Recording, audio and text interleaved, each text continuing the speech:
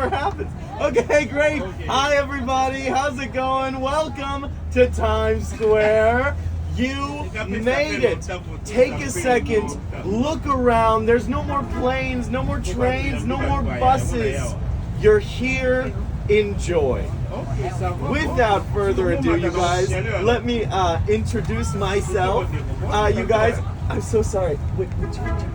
Sorry, thank you.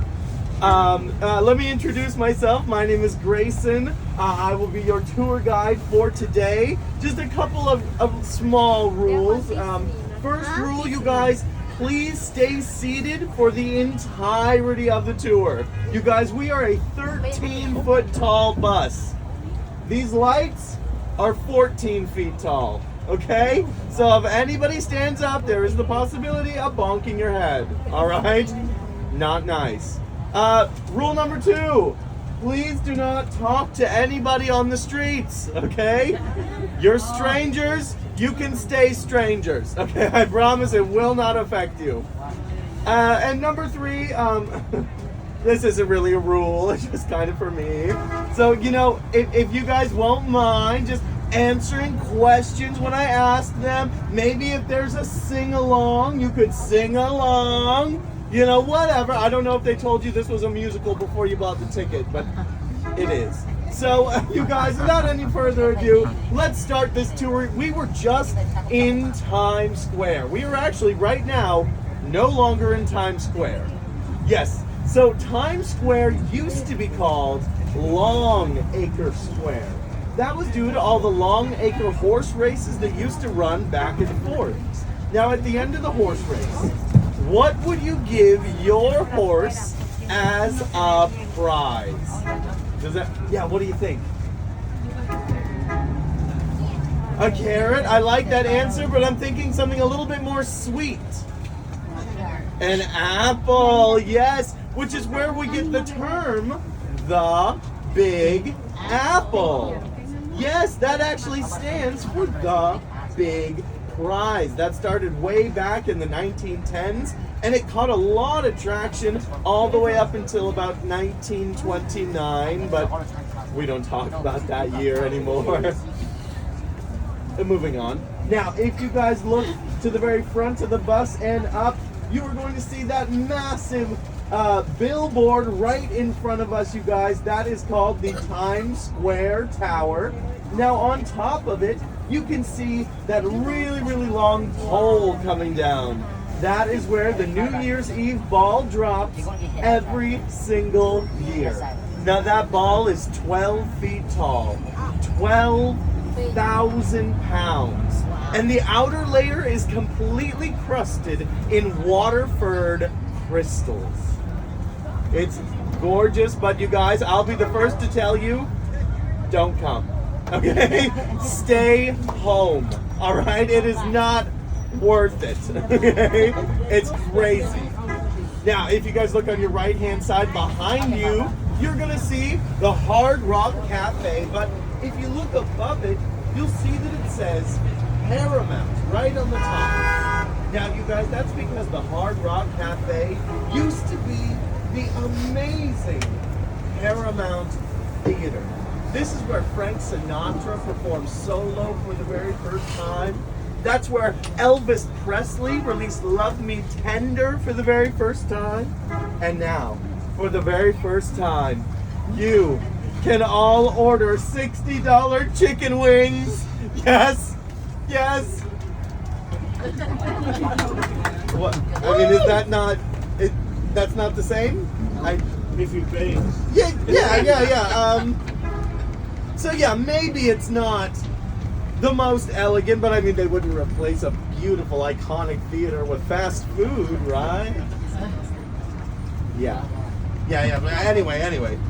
You guys, we are now on 42nd Street. When you think of 42nd Street, you probably think of Broadway. But does anybody know what makes a Broadway show a Broadway show? Does anyone know or even have a guess? 500 seats in the boat. Yes, you are so correct. Yes, it is the number of seats. 500 plus, that is a Broadway show. 499 to 100, that's an off-Broadway show. And then 100 to 1, that's an off-Broadway show. So congratulations, everybody. You are on your very first off-Broadway show. Yes, yes. You made it, you guys. I'm so honored to be here with you. Okay, stop. I'm gonna cry. Stop. All right. Everybody, look over here. Coming up on your right-hand side, you are going to see, and you guys, I'm not even lying. I'm not even like talking tour guide. This is genuinely one of my favorite parks here in New York City. This is Bryant Park. That is Bryant with a T right there at the end, named after Mr. Oh my gosh, I thought that was a snake. Oh my gosh, that's so crazy. Oh wow, I almost just died. A snake? I thought it was a snake. Oh my gosh. A pigeon? I've never seen a pigeon that tall. Bryant Park, named after Mr. William Bryant. The way that this park was named after him was because of all of the donations that he had made to Central Park, the building, the construction of Central Park. I know a lot of people look at Central Park and they're like, wow, it fits so well. Well, that's not natural. All of Central Park, each rock, each waterfall was created and made for your viewing pleasure. I know, it's really amazing. Now over here in Bryant Park, you guys, you're going to see this massive white building right over here.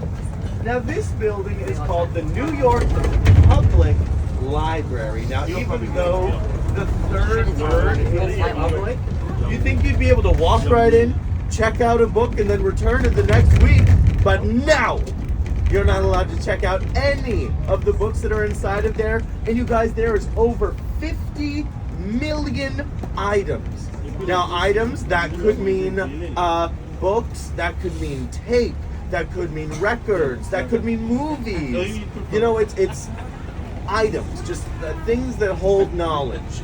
Right in here. Now, there was actually so many items that they couldn't all fit in this massive building. So what they did was they created underground catacombs underneath Bryant Park just to house all those books. Now we do have a saying here in New York, the rats do not run the city, but they sure can read.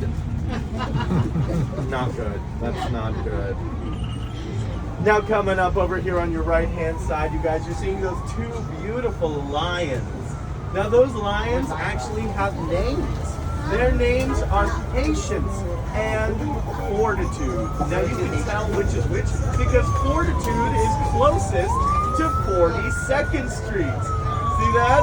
Fortitude, 42nd. I know, they're clever. They're clever. Now these were not originally their names. Their names used to be Astor and Lennox. They were named after the two private libraries that came together to create the one public library. You can actually see their names right up on top. Oh, it's a little hard to see, but near those statues, Astor, Lennox, and then right at the end it says the Tilden Trust. Now the Tilden Foundation is actually still in operations today. It's a donations-based company. They donate so much money all around the world, and even way back then, almost, late 1900s, you guys. It's just amazing. Uh-oh. You guys, you're gonna want to take your cameras out for this one. All right, coming up here on your right-hand side, you all love it. You know it. It's coming up. Wait, I don't want to spoil. Hold on. If you look up, you're probably gonna start seeing it. Off in the distance, here it comes. You guys, we're supposed to be really excited about this. Yeah, it's right? Yeah. Oh, and we hit a red light. Well, no, you guys, we're still really excited. Okay, we're not, this red light will not change anything. We're still really excited. Okay, right? Yes. Yes. Okay. Thank you, one person. Yes. Thank you. All right. Golly, it's like pulling teeth to get a little tiny compliment out of these people. All right, come on.